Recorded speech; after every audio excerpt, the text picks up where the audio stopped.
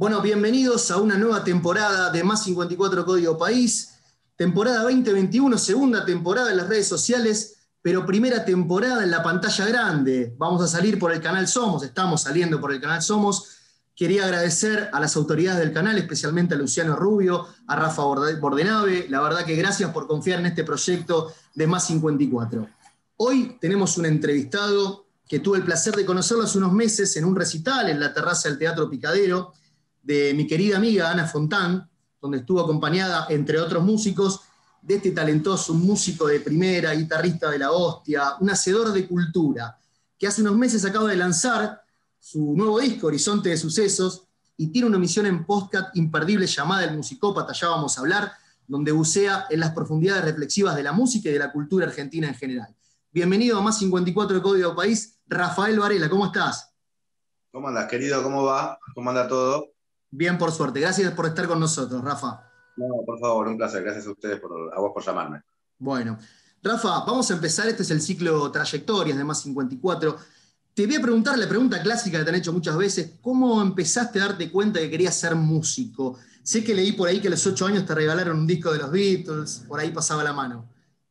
Exactamente. A los 8 años, sí, tal cual, con un amigo de la primaria, un compañerito, tenía a su hermano mayor, que tenía 12, 13 años, y estamos hablando del año 88, tenía cassettes de los Beatles, unas versiones de cassettes muy argentinas, como con una tapa gris, y la tapa propiamente dicha, reducida a un cuadradito, el que tenga la edad que tengo yo quizás lo recuerde. Y bueno, y me dijo, mirá, mi hermano escucha esto, y me pasó esto, y me pasó uno de ellos que era una especie de compilado que se había hecho. Y yo, la verdad es que hasta ese momento me gustaba la música, pero no particularmente. Y realmente cuando escuché ese cassette, me cambió la cabeza, me volví un enfermo de los Beatles en ese momento. Hoy por hoy me encuentro con amigos o gente de la primaria y me dicen, lo único que me acuerdo de vos es que eras fanático de los Beatles. Yeah. Porque era todo eso, ¿sabes? Usaba remeras, bueno, sabía todo, era una especie de niño enfermo. Y bueno, eso llevó a que el año siguiente empiece a pedir insistentemente una guitarra, una guitarra, una guitarra, una guitarra, y a los 10 más o menos me compraron una guitarra, y yo ya sabía que iba a ser músico. Qué bueno. Rafa, contame un poquito de Cielo Naranja, del grupo de Fortuna. Cielo Naranja. Cielo Naranja fue un grupo muy divertido, muy entretenido, en el cual pude explorar mucho. Es un grupo que tuve a principios de siglo, digamos, en el 2000, 2001, 2002, 2003, con Alejandro Cauer y con Maximiliano Vile, y hacíamos música electrónica con mucha intervención acústica, digamos. En mi caso, agarraba la viola eléctrica, le ponía todos los pedales habidos y por haber, y jugábamos en ese momento una explosión de música electrónica, y bueno, y era muy divertido, porque había algunas cosas que estaban previstas a que sucedan musicalmente hablando, pero la verdad es que eran temas de 7 minutos que iban subiendo y bajando de intensidad, digamos, música electrónica, y yo podía, si quería solear, soleaba, si quería entrar en el groove, entraba en el groove, era muy divertido de hacer. Y sacamos 2 discos, sobre todo uno que llamó Frog, y después uno que llamaba One, son muy lindos. Y bueno, fue una época muy divertida en ese momento. Inclusive llegamos a viajar por el país, fuimos al interior a tocar, me acuerdo que inclusive llegamos a hacer soporte en Tucumán para miles de personas de la Versuit, lo cual era raro, porque era un grupo de música electrónica como rock electrónico. Sí. Algo de tango había también, pero no había bandoneón fijo, digamos, era más una banda como de música electrónica con intervención. Y la verdad que estuvo buenísimo, fue una experiencia muy divertida y lo que duró lo disfruté mucho. Ahora, vos dijiste, por ejemplo, que fue Bajo Fondo, después, bueno, toda la fusión del tango y la música electrónica. Vos habías dicho una vez, bueno, el tango es tango y la música electrónica es música electrónica, ¿no? Cuando se fusiona, que se lo llamó tango electrónico, ¿qué pensás de todas estas fusiones? De las fusiones que hay en la música en general. Mira, a mí las fusiones, o sea, te respondo en 2 partes. Una, lo que pienso sobre las fusiones en la música, y otro, lo que pienso sobre lo que se llamó tango electrónico. Sí. Con respecto a lo primero, las fusiones en la música me parecen imprescindibles para que los géneros continúen creciendo y se puedan ir transformando y no mueran. O sea, si no hubiese fusiones, los géneros serían finitos en el tiempo. Con lo cual me parecen, y aparte la fusión en sí, y no me estoy refiriendo al género fusión, que existe lo que se llama género fusión, sino a las fusiones, me parecen también una pulsión de renovación, ¿viste? Mezclar cosas es un poquito también la curiosidad de tratar de inventar. Y eso me parece algo de lo más noble, y me parece que es la pulsión imprescindible para un artista, la de tratar de inventar algo nuevo, la de tratar de proponer algo nuevo, la de tratar de conectar dos cosas que no habían sido conectadas, que es la descripción de la creatividad. Lo creativo no es otra cosa que la conexión de dos factores que no habían sido conectados antes, y que el que lo hizo o la que lo hizo es quien está creando una nueva cosa a través de otras cosas. Con lo cual me parece imprescindible y me parece bárbaro la fusión. Y después el tango electrónico en particular, yo no estoy de acuerdo con la denominación, por más de que se llamó tango electrónico cuando sucedió. Para mí no es tango. O sea, el tango, para mí, para que sea tango, tiene que tener ciertos colores, más allá de los vericuetos armónicos o los acordes que se usen, inclusive más allá de la instrumentación, en algunos casos. Para que realmente sea tango, tiene que tener cierto color, cierta cuestión, cierto ambiente, que en lo que se llamó tango electrónico para mí no sucede. Lo que sí hay es fusión de música electrónica con tango, digamos, o con, digamos, recursos musicales del tango. Y en ese sentido me parece bárbaro y es válido como cualquier fusión. Pero no lo llamaría tango electrónico. Para mí es música electrónica con bandoneón, a veces, con trabajo, y con figuras melódicas propias del tango, pero no necesariamente es tango electrónico.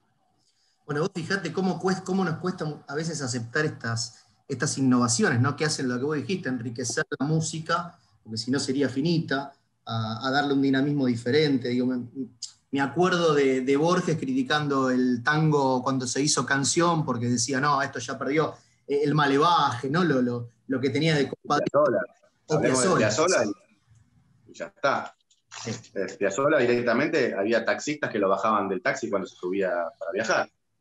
Sí, sin embargo, lo que terminó siendo Piazzolla después, ¿no? O sea, es muy claro cuando uno trata de salir del contexto y de la época, y uno trata de mirar de lejos, y sobre todo aprender de la historia, de los géneros musicales, cómo en realidad el ánimo de tratar de cambiar es un riesgo que a veces te puede llevar a, entre muchas comillas, un fracaso, pero al mismo tiempo, sin ese riesgo, es muy difícil también que llegues, entre otras, la misma cantidad de comillas, al éxito. Sí. Con lo cual, eso en un punto es algo interesante de pensar, porque nos deja fuera de la especulación. Cuando hay especulación, eventualmente uno puede llegar a objetivos, pero seguramente serán objetivos más limitados. Cuando uno toma riesgos, uno se arriesga, valga la redundancia, a, entre comillas, otra vez fracasar, pero al mismo tiempo también abre la puerta a romper algo e inclusive crear algo nuevo, como en el caso de Piazzolla. Con lo cual, me parece que tomar riesgos siempre es un camino noble, interesante, inteligente también, y al mismo tiempo lindo de vivir. Sí.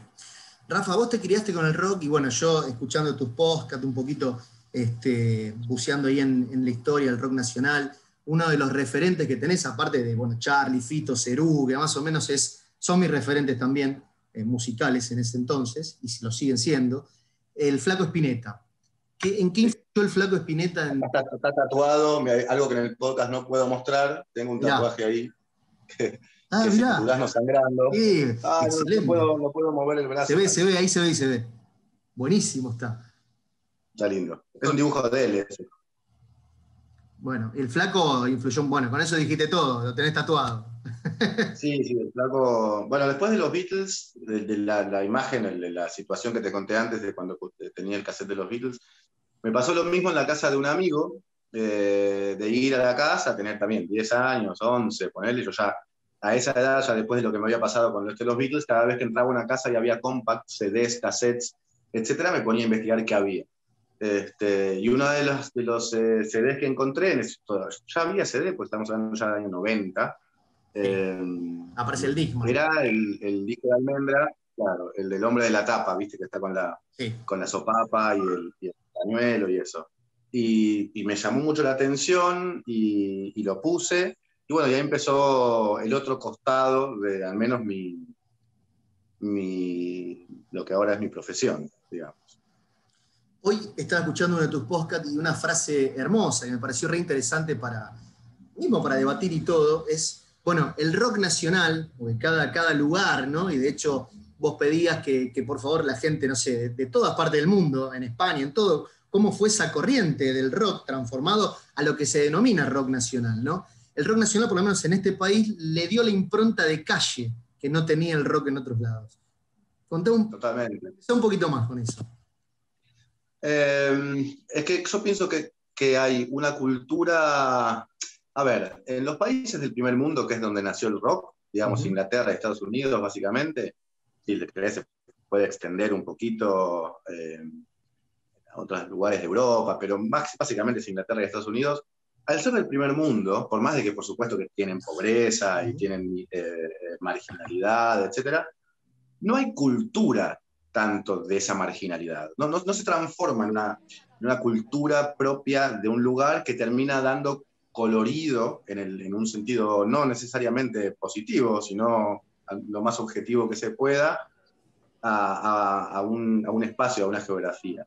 Eso me parece que pasa en los lugares del mundo en los cuales todavía hay necesidades básicas inconclusas en gran parte de la población. Por lo tanto, en Latinoamérica. Y en Argentina creo que ese color que da la pobreza, pero no la pobreza a nivel miseria o económico, sino lo mismo que quiere decir el tango cuando el tango arrancó en los burdeles, o sea, de lugares, digamos, de marginalidad, de gente que vive en condiciones complicadas, de acceso a la droga, a la prostitución, a todo lo que es clandestino. Y dentro de ese lugar, el rock acá cobró lo que después, en los 90, se terminó llamando o rock barrial, o rock chabón, bueno, se lo denomina de varias maneras, que eventualmente no existe una comparación en Europa con eso, porque si lo comparamos con el punk de los Sex Pistols, por ejemplo, o de los Ramones, para ir a los dos países, igual no era gente que pasaba problemas, que tenía que vivir, que laburar, digamos, una cantidad extra de horas para poder vivir. Si eran marginales, eran más por decisión, o más por una cuestión de querer, bueno, romper los límites del sistema por decisión, y entonces eventualmente ahí llegaban a estar, entre comillas, afuera del sistema. Acá en Argentina es más una cultura del trabajo, de la marginalidad. Existe porque es una gran cantidad de gente que vive en esas condiciones. Y entonces el rock me parece que tomó, o esa cultura, esta gente, esos espacios, tomaron el rock y le dieron su impronta. Y me parece que eso es algo muy propio de Latinoamérica. Lo que pasa es que en Argentina el rock como que nació antes que en el resto de Latinoamérica. Más allá de la valoración, no estoy diciendo que es mejor o peor, sino que nació antes. Sí. Quizás en paralelo con Uruguay, pero Uruguay tampoco es Argentina en este sentido social. Entonces, me parece que ahí, bueno, viste, cuando hablamos de acá, los Rolingas, los Stone, o el que son, es una cultura que está un poco en extinción ahora, porque los Rolingas ahora tenemos, digo, porque es mi generación, por más que yo nunca fui Rolinga, pero 40, 45 años. Pero era una parte como de antisistema y trabajadora. No era gente que venía de los barrios picos de Capital Federal o del conurbano. Y eso es algo que los Rolling Stones nunca vivieron. O sea, la gente que les gusta los Rolling Stones en Europa, en Estados Unidos o en el resto del mundo, no tiene nada que ver con una cultura trabajadora, con una cuestión de salir a laburar y ganarse el mango y tomarse un bondi con la plata que tenés, con la que te da, para tomarte una birra, qué es lo que te alcanzó, y hacer una cultura de eso. Entonces me parece que eso sucedió acá, y es algo que para mí me puede gustar más o menos, te puede gustar más o menos lo que pasó con los grupos que representan este sector o esta forma.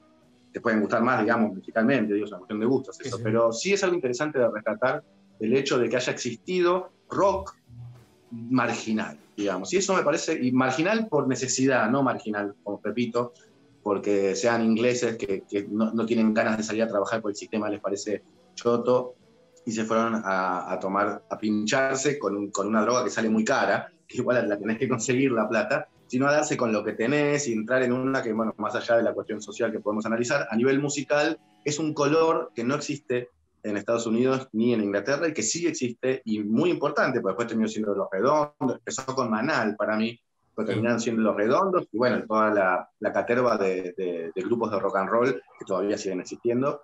O sea, se formó una línea, una forma de hacer rock nacional. Y aparte también algo muy particular nuestro, que son siempre esas oposiciones binarias que se van formando, los Rolling, los Beatles, los Redondos Soda Stereo, digo, eso también es bien nuestro. Sí, sí, totalmente. Bueno, es que acá vivimos Boca River. Claro. Acá se vive Boca River. Hoy, en un episodio del podcast digo una frase que después siempre me gustó, me salió espontáneamente cuando la grabé, pero a veces me acuerdo y me gustó la frase, que es, bueno, nos tocó nacer del lado de aplaudir el gol del Diego con la mano y no del lado de quejarnos de la trampa del otro lado. Ah, muy bueno. Simplemente estamos en una y no en la otra por casualidad, porque somos argentinos. Acá vamos a defender el gol del Diego y allá van a decir que es trampa y van a tener razón, porque es trampa. Entonces, eso que decías vos recién de la cuestión de las rivalidades es propio de esta sociedad, de este país. Qué sé yo, a mí no me gusta mucho de esa forma, no la entiendo así yo ya, al contrario. Pero bueno, también hay que entender de que son idiosincrasias y eventualmente tienen mucho que ver, obviamente, las idiosincrasias en cómo la cultura se va desarrollando. Sí, por uno lo que puede llegar a analizar es algo muy complejo, porque es bien, digamos, ni sociólogos, ni colegas, ni antropólogos han podido quizás acercarse un poquito y decir, bueno, ¿por qué pasa esto? Uno podría decir, bueno, te puede pasar a los 20 años, o cuando sos adolescente, justamente por la propia palabra lo dice, pero cuando uno va creciendo se supone que enriqueces y que los matices y que los pensamientos que van traversados de un lado o del otro, tendrías que aceptarlos de otra manera, pero parecemos a veces una sociedad bastante infantilizada. Y lo que pasa es que también, ¿sabes cuál es el problema para mí con eso? Cuando crea sentimientos. O sea, esta cosa de la dicotomía y de las rivalidades, eventualmente terminan creando sentimientos. Sentimientos que a veces son transversales en las personalidades de las personas. Entonces, de repente, a mí me pasa mucho hoy con el peronista y el progresista, pero no peronista, por ejemplo, Sí. más allá de la idea política de cada uno, lo digo desde un lugar objetivo, de decir, ¿por qué puede ser que un peronista no se pueda proponer, un peronista progresista, porque existe el peronista conservador absolutamente, ¿no? Totalmente. Pero el peronista progresista a veces no se entiende con un progresista, pero no necesariamente peronista. Y el lugar en donde no se entiende es porque el progresista, que puede ser de izquierda, o puede ser inclusive de centro derecha, pero progresista, más moderno, quizás, trato de no hablar de política, sino de hacer un ejemplo. Perfecto. Claro, porque el peronista tiene un sentimiento, ¿viste? Que yo en ese sentido, de hecho, no me considero, por más de que muchas veces concuerdo con esa idea y a veces la voto, no me pasa de ese lugar porque no soy así yo, pero hay un sentimiento que tiene que ver con pertenecer a cierto lugar, que es muy propio de la idiosincrasia argentina y que es la razón por la cual estos dos, en este caso, estas dos, de repente, espacios políticos que a veces comparten muchas cosas, igual hay un lugar en el cual no se terminan pudiendo juntar o poner de acuerdo, y lo mismo pasa con el fútbol y lo mismo pasa con la música. También está en la música el tema de que esta Futbolización, sí. futbolización, exacto, de la música, ¿viste? Que también está, bueno, loco, Los Redondos, o soda, Sí, sí. y decir, eso no tiene nada que ver con la música, eso tiene que ver con la sociedad argentina que necesita pertenecer a un espacio y eventualmente diferenciarse de otro, y ahí encuentra, supongo, una motivación para algunas cosas que serán muy, muy interesantes. No lo digo desde un lugar crítico con eso, lo digo desde un lugar objetivo, al menos es lo que yo analizo. A mí, yo prefiero, y esto es una decisión personal, tratar de estar en un lugar, como analizarlo más de lejos, Sí. Y a mí me gusta Soda Stereo y me gustan Los Redondos, y soy hincha de Boca, pero cuando juega bien River me gusta verlo jugar y digo, qué lindo que haya un equipo que juegue así, y qué sé yo. Y para mí eso es más lindo porque me gusta el fútbol, porque me gusta la música, y si lo llevamos a la política, porque yo quiero que la sociedad esté mejor, no me importa con qué color o con qué camiseta. Coincido plenamente con tu pensamiento. Me parece que tiene que ver con esto también de. A veces me lo digo en canciones, ¿no? Pedro Aznar dice, quebrado, mi seguridad es falsa, la lanza abrió un costado, detrás de esta máscara hay un chico asustado. A veces tiene que ver con quedarse en esa seguridad o en esa falsa seguridad en vez de bucear o de poder, nada, Es crecer. que seguramente tiene que ver en realidad con quedarse es una seguridad, sí, pero me parece que más en particular es un útero. Seguramente estar dentro de sentirse hincha de Boca y entonces me peleo con el River, o soy de los Beatles y no los Stones, o soy de Soda y no los Stones, te hace sentir que perteneces a un lugar en donde te sentís acompañado, te sentís con entidad, socialmente hablando, te sentís eventualmente también contenida, Sí, sí. por un sector, y todo eso son cosas que, si lo llevamos a un nivel filosófico, el ser humano necesita. Necesito. Entonces, quizás el punto simplemente es en tratar de fijarse si no se puede tener todas estas cosas, sentirse acompañado, acompañada, sentirse contenido, contenida, etc. Simplemente no en rivalidad con otra cosa, sino en alguna cosa quizás superior. Cuando Cerati dice separarse de la especie por algo superior no es soberbia, es amor, me parece que un poco está diciendo eso. Buenísimo, buenísima frase. Rafa, ¿cuándo surge Ekeko?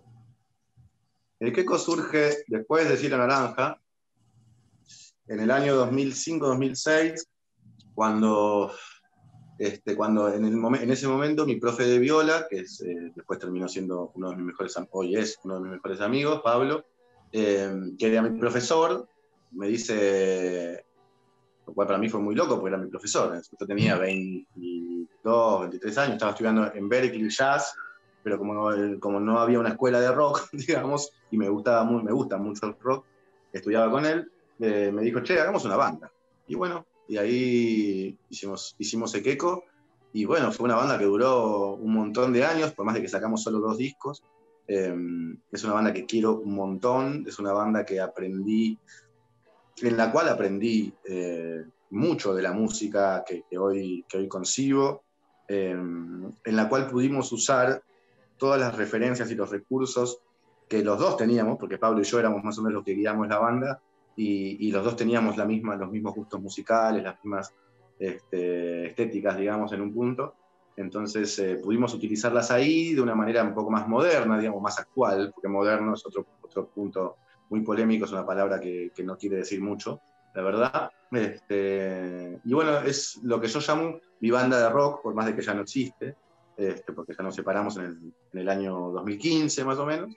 Pero bueno, está en Spotify, todavía sigo teniendo gente que me escribe, que sigue escuchando los discos, que les sigue gustando. El otro día me puse a mirar un video que hay en YouTube y había gente en Perú de hace un año diciendo, ¿por qué no vienen acá? Lo escuchamos un montón, y no sé qué, y yo digo, no existimos más. Pero bueno, me sigue dando alegría, digamos. Qué bueno. Y el amor por el tango, bueno, te lo inculcó tu madre, es Adriana Varela, para la gente que no sabía. ¿Te lo inculcó tu vieja? El amor por el tango no. El amor por el tango lo agarré a medida que conocí el ambiente del tango, ahí sí, a través de ella, pero no fue porque ella me lo haya inculcado, sino porque el hecho de acompañarla, o sea, obviamente yo tenía, como dijimos antes, 8 años, 9 años, era medio rockero, me gustaban los Beatles, Spinetta y todo esto, pero ya mi vieja empezaba a dar sus primeros pasos. Es una curiosidad eso. Yo, digamos, me volví internamente músico antes de que mi vieja se vuelva una mujer, una persona conocida, digamos, en el ambiente musical, como en paralelo.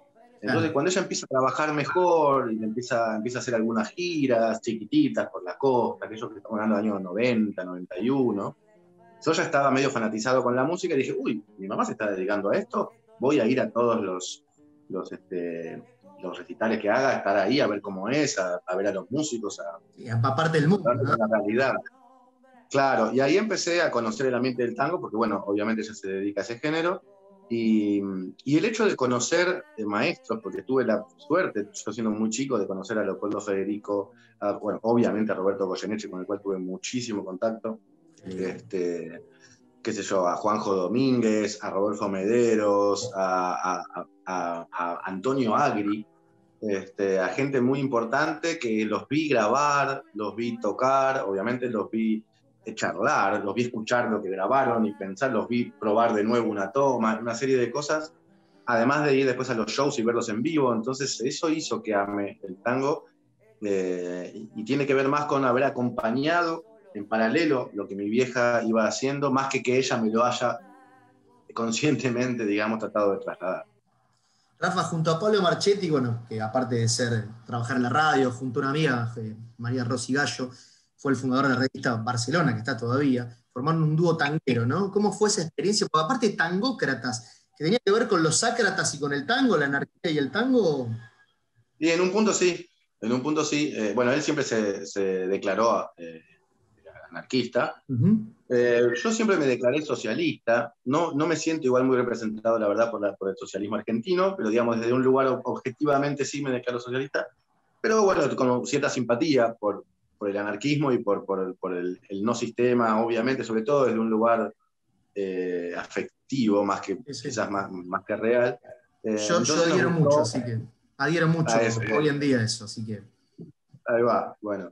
Y bueno, sí, un poco como también él es un tipo que viene bueno, primero del periodista, es escritor, a nivel musical venía de su conjunto Falopa, que era una cosa absolutamente delirante, con tango y rock mezclado con cumbia y cuarteto y mezclado con, o sea, como un crisol de géneros y con una absoluta libertad.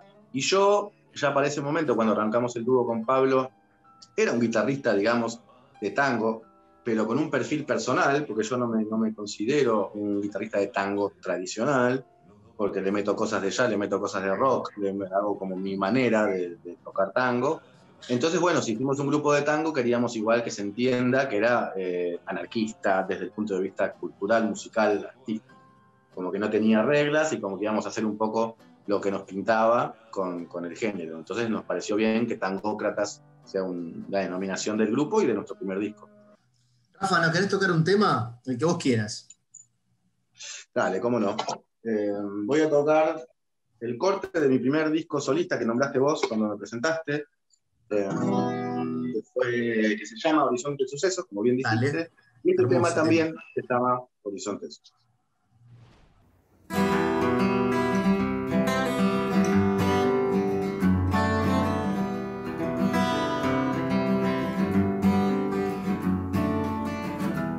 Aunque nunca pare el viento, aunque se va por el mar, aunque no pueda cantar, aunque se alargue el invierno, aunque no me quede tiempo,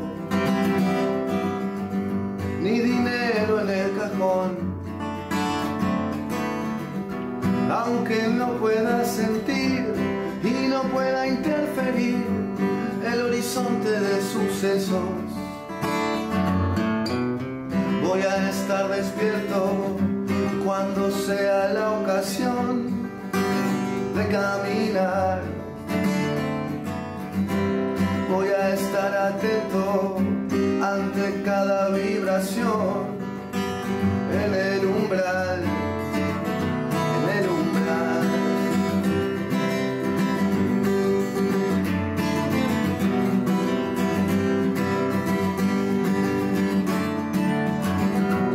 Cuando acabe el movimiento, cuando se apague la luz, cuando se invierta la cruz, brindaré a tu salud con una copa en el cuerpo. Voy a estar despierto cuando sea la ocasión de caminar.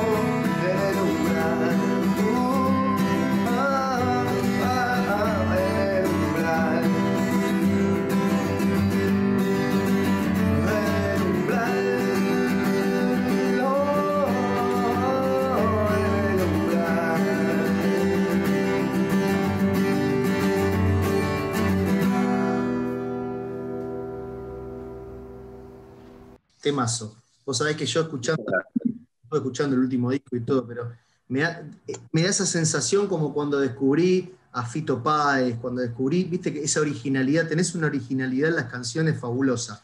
Bueno, te lo dije cuando escuché una versión que te voy a pedir si la puedes tocar más adelante. Cómo no, cómo no. Muchas gracias, muchas gracias. Te agradezco un montón. Me gusta que se produzca. Rafa, bueno, lo hablamos un poquito antes, pero fuera del aire. Quiero que le cuentes un poquito a la gente, pero más que nada porque te tienen que escuchar. ¿Dónde te pueden escuchar? Yo creo que los podcasts que tenés, llamado El Musicópata, que tocas no solo historia de la música, sino que haces una profunda reflexión sobre temáticas referidas a la construcción de identidades musicales, de influencias artísticas. La verdad que es algo para realmente muy necesario, muy necesario. Por eso le digo a la gente que se conecte, que lo vea, a los que no entendemos mucho esa cultura del podcast tan maravillosa, porque es la radio, es la vieja. Es interesante. El podcast es, bueno, en principio es verdad que hay una cultura del podcast, sobre todo en Estados Unidos y en Europa. Mi novia es francesa y conozco mucha gente de ahí también, y es algo mucho más común, más normal y de más consumo que para quizás los que estamos acá. Igual creo que eso está cambiando y eventualmente va a cambiar. Como siempre, todo llega un poquito más tarde. Pero el podcast no es otra cosa que un programa de radio, por decirlo de alguna manera, solo que sin el condimento de la actualidad. El programa de radio, como sale en un momento y es en vivo, bueno, obviamente siempre está tocándose con la actualidad, con lo que está pasando en el momento. En cambio, un podcast puede ser atemporal, porque uno lo escucha en una plataforma digital, como puede ser Spotify, o como puede ser Anchor, o como puede ser la plataforma de Mac, que se llama, no me acuerdo cómo se llama sinceramente, pero bueno, digamos, uno lo puede escuchar de acá a un año, a 2, a 3, y va a estar ahí como una canción. Entonces son programas como de texto, de charla, digamos, pero fijos, que uno no los tiene que necesariamente escuchar en el momento en el cual están siendo hechos, sino los puede escuchar en cualquier momento. Lo cual para mí es algo súper interesante, porque la radio tiene esa cosa de que, bueno, es lindo porque te acompaña cuando estás de repente en un momento, y como la gente que lo escucha en el auto, la gente que escucha en la casa cuando haces cosas, y bueno, hay alguien que en este mismo momento está contándome cosas, hablando, y bueno, etcétera. En cambio, el podcast lo que tiene es que es lo mismo, pero de una manera como si fuera un libro también, ¿viste? Que lo puedes agarrar en cualquier momento. Pero bueno, hablando. Entonces, eso es lo que es un podcast. A mí me parece una herramienta hermosa. Rafa, a ver, desde distintos análisis uno podría segmentar a las tendencias musicales en décadas. También se puede analizar desde otro lugar, ¿no? Algunas más heterogéneas o variadas y otras de una influencia más monótona. Por ahí en la actualidad lo vemos al reggaetón como música dominante. ¿En qué lugar en la actualidad queda el estilo musical como estilo y la estética en el arte de la música, digamos? Tanto estilo como estética. ¿Cómo? A ver, repetime la pregunta. Claro, ¿viste? ¿En qué lugar queda la estética?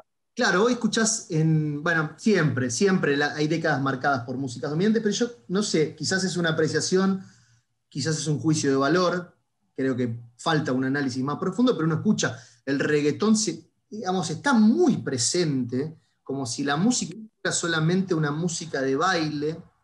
Primero, ni hablar, no me voy a poner a discutir, porque eso ya tiene que ver con el gusto de cada uno. Hay reggaetones que son quizás un poquito más profundos, pero hay muchas letras chistas, la verdad, letras de mierda, ¿no? Lo digo, sí. Problema. Antes uno por ahí escuchaba esta variedad que vos decís, uno podía hacer de Los Redondos, de Soda, de los Beatles, bueno, había una estética, si querés musical, y una variedad en el estilo. Hoy lo veo como... Mirá, sí. Entendí. No sé si estoy tan de acuerdo desde este punto. Mirá, sí. Es verdad que antes había... Lo que creo que hoy no pasa en realidad es la contracultura. Eso es lo que no pasa. Porque mientras estaban Los Redondos y Soda, o Almendra y Pescado, paralelamente también estaban grupos comerciales, digamos, haciendo, no sé, bueno, como no lo escucho esa música tampoco me puedo acordar tanto, pero digamos, siguiendo la línea que empezó con el Club del Clan, eventualmente... Sí, tenía lo Guaguancó, había un montón de... Claro, exactamente, todo ese tipo de productos más comerciales, más para bailar, para las fiestas y qué sé yo, que mientras había una contracultura, que igual en ese momento era reaccionaria, por eso para mí estaba reaccionaria en el buen sentido, me refiero a reaccionar desde el punto de vista de que reaccionaba ante el sistema y trataba de proponer otra cosa. Y bueno, eventualmente eso hizo lo que vos hoy acabas de decir, Soda, Los Redondos. Si vamos para atrás, encontramos un montón de grupos que son los que nos gustan a los dos y los que hoy por hoy consideramos como lo mejor del rock nacional que existió durante todo el siglo pasado. A mí lo que me parece es que la parte comercial, digamos, la forma de las digamos, empresas de tratar de hacer música para vender y generar una especie de rueda económica que sea divertir a la gente para que bailen las fiestas, para resumirlo, existió antes y sigue existiendo ahora. Hoy puede ser el reggaetón. Lo que pasa es que lo que sí me parece es que antes había una contracultura de eso, y hoy no. Hoy creo que lo que en ese momento era esto que decimos, desde Fito Páez, pasando por Soda Stereo, Charly García, Los Redondos, Spinetta, Papo, Manal, todo hablando de las 3 décadas, de las últimas 3 décadas del siglo pasado, era también consumible desde el punto de vista económico y vendible desde el punto de vista empresarial. Hoy por hoy, como el capitalismo obviamente fue creciendo, la globalización lo acrecentó, no existe más una contracultura comercial, digamos. Hoy por hoy, las empresas musicales tiene que ver con muchos factores, no es solo quizás la falta de idoneidad de los empresarios, sino también el hecho de que el sistema, Internet, digamos, haya intervenido, y entonces el negocio está mucho más complicado de vender para esas empresas, entonces al ser más difícil de vender esa música, es más difícil también de arriesgarse y de hacer inversión, por decirlo de alguna manera, en artistas. Se va mucho más a lo seguro, a lo que sé que me va a dar. Se piensa más como si estuviéramos vendiendo comida o ropa. Y bueno, es un lugar muy, muy complicado para que desde ese lugar haya propuestas más nobles, por decirlo de alguna manera, desde lo cultural. Por eso me parece que en un punto el rock, y hice un capítulo de Musicópata hablando un poco de eso, en un punto está muerto. No está muerto porque no haya más compositores, no es que está muerto porque no exista más gente haciendo buen rock. Eso sigue existiendo y seguirá existiendo, como sigue habiendo músicos clásicos que están haciendo música clásica divina, si es que se puede llamar música clásica, pues tampoco me parece que es la forma de llamarla, pero para decirlo de alguna manera, para que se entienda. Y sin embargo, la música clásica, negocio ya no necesariamente es. Tiene un nicho, pero no es un negocio. Creo que el rock está medio siguiendo el mismo camino.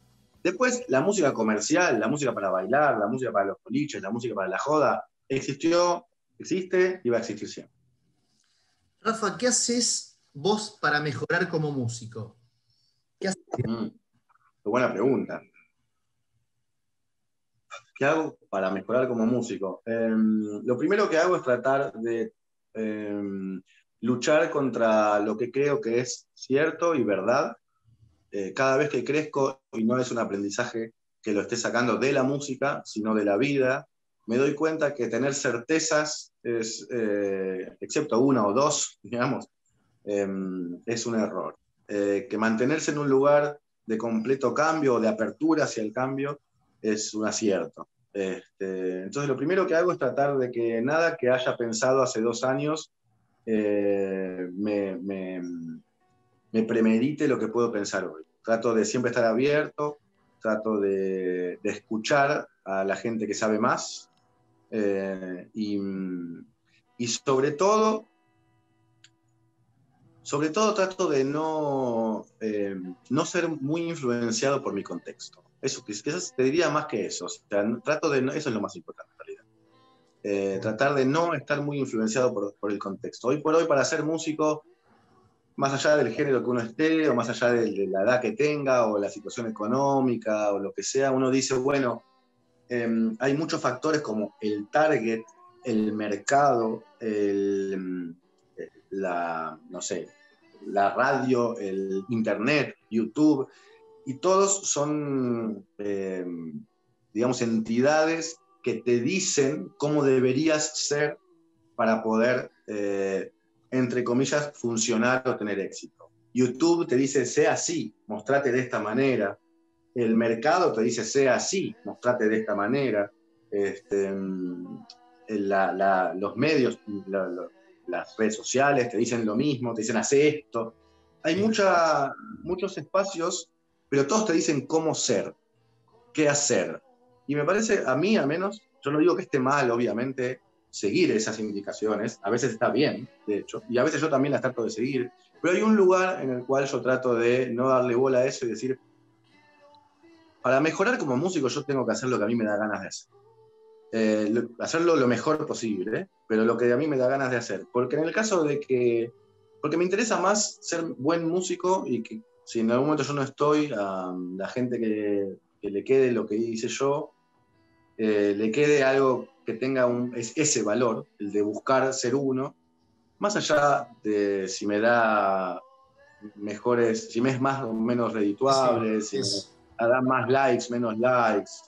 Eso, el disco que hice yo el año pasado es un disco que yo considero vintage, en un punto, pero al mismo tiempo lo considero moderno en otro punto, y al mismo tiempo lo considero raro para dónde meterlo hoy, como que no lo podés meter en ninguna batea que sepas que va con esto, me dicen qué género haces y no lo puedo responder. Una serie de cosas que quizás serían, entre comillas, poco provechosas para tener éxito.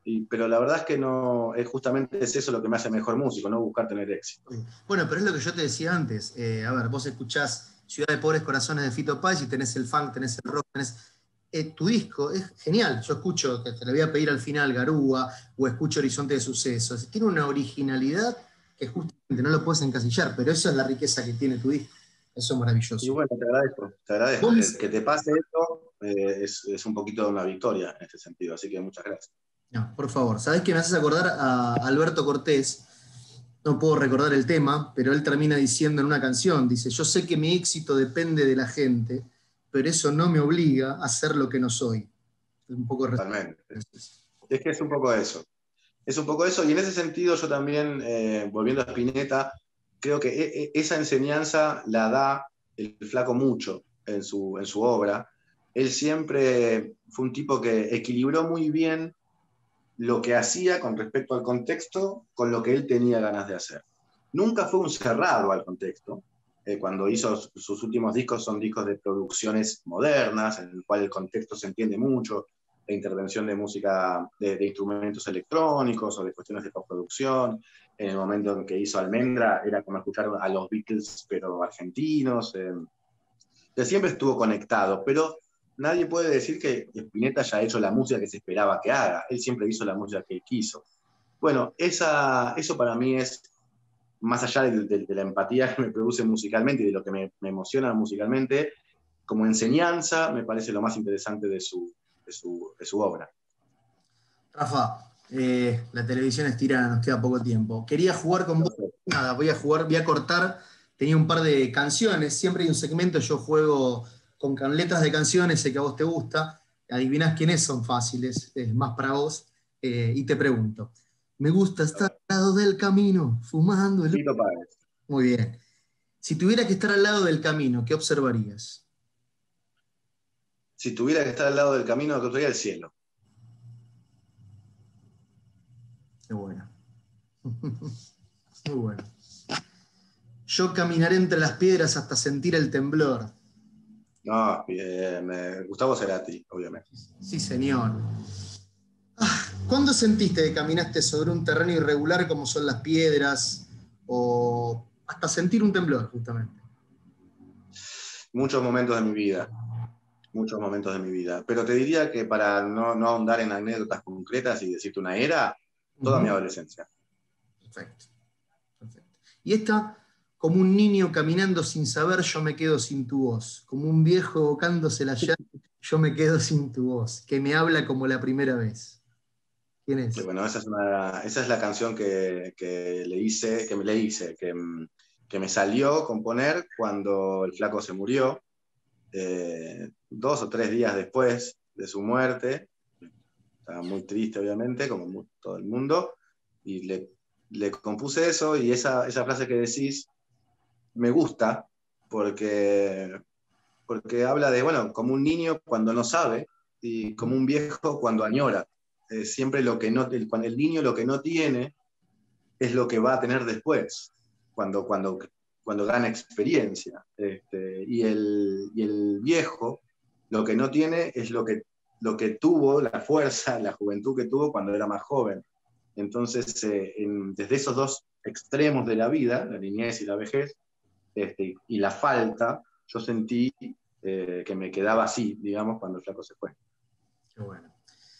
Para finalizar, si hoy tenés que agarrar la guitarra, estamos en un contexto todavía medio complicado, pero lo primero, agarro la guitarra y digo, voy a viajar por la Argentina. Esto es más 54 código país. Primer lugar que me voy con la guitarra solo, pero no para tocar un show, para tocar mirando la montaña. ¿Qué lugar elegís? Pero me dijiste la montaña. Si me decís la montaña ya me estás tirando... No, el que quiera, dije un ejemplo, perdón. Al azar, me voy al sur, claramente, a Ushuaia. Ushuaia. Perfecto. Ushuaia. Vos, de hecho, sacaste unas historias de Ushuaia hace poco en Instagram.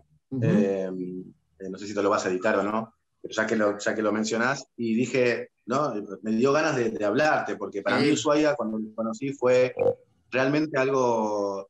Aparte yo venía de Europa, yo viajé justo el mismo año que yo conocí Ushuaia un mes después de venir de dar vueltas por Europa. O sea, venía viajado de París, de qué sé yo, y de repente fui a Ushuaia y dije, esto es increíble, esto no se compara absolutamente con nada, la Torre Eiffel, todo bien, hermoso, por supuesto, pero la verdad que Ushuaia a mí me pareció un lugar tremendo.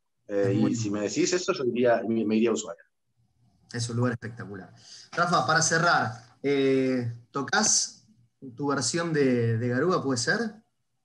Por supuesto. ¿Cómo no?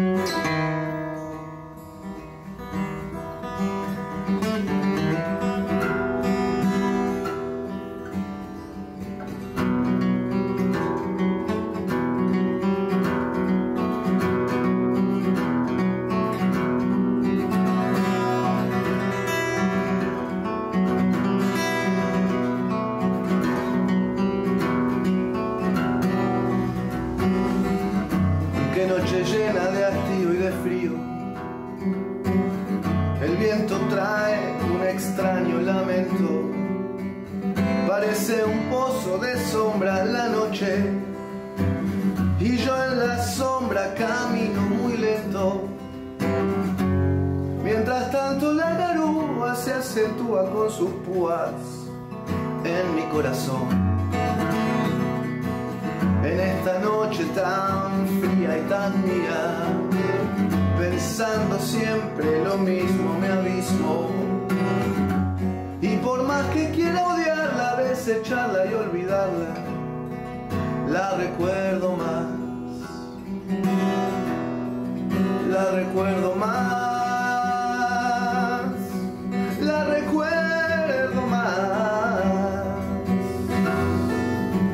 Recuerdo más. Garúa,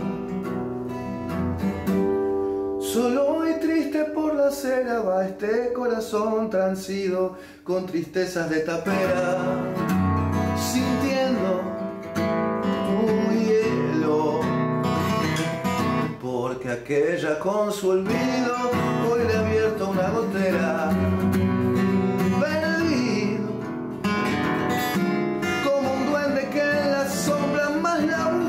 La nombra Garúa, tristeza, si hasta el cielo se ha puesto a llorar, hasta el cielo se ha puesto a llorar, hasta el cielo se ha puesto a llorar.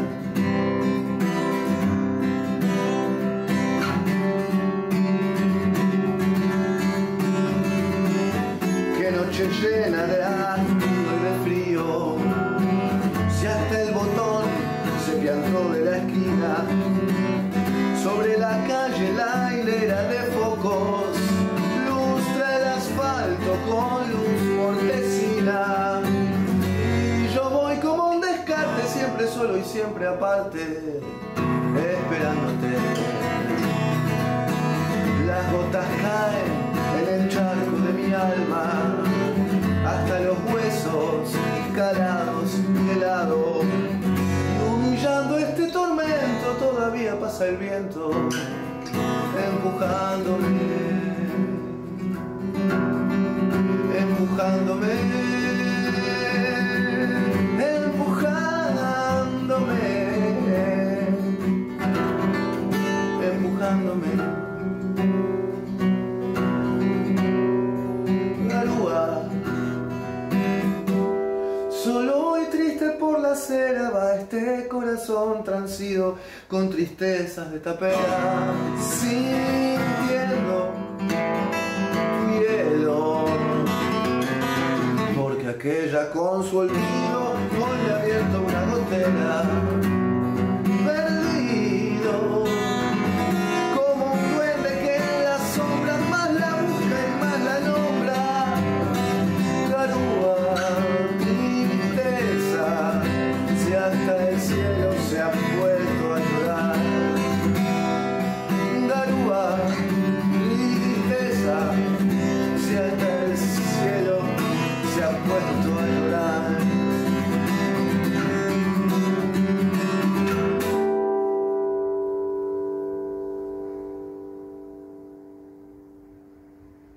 Rafa, hermosa versión, te hace volar. Bueno, muchas gracias. Yo te agradezco un montón. Gracias por todo, gracias por la invitación, gracias por la charla, estuvo re buena. Re buena. Bueno, gracias a vos, gracias por estar con nosotros, un placer, la verdad, conversar contigo. Ya nos veremos en vivo, ya nos veremos Espero. para Que te vea pronto. para conversar. Gracias, Rafa, por estar. Vale. No te vayas, yo me despido de la gente, nos vemos la semana próxima. Si quieren seguir los contenidos de Más 54 Código País en Instagram, @Más 54 Código País, Más 54 Código País en canal de YouTube y también en Facebook. Tenemos esta entrevista, documentales, títeres, radioteatro, hay mucho contenido que por supuesto no entra a la pantalla grande, pero sí lo pueden seguir en las pantallas que ustedes quieran. Abrazo, no deje de luchar, sigan persiguiendo sus sueños. Abrazo gigante, nos vemos la semana próxima.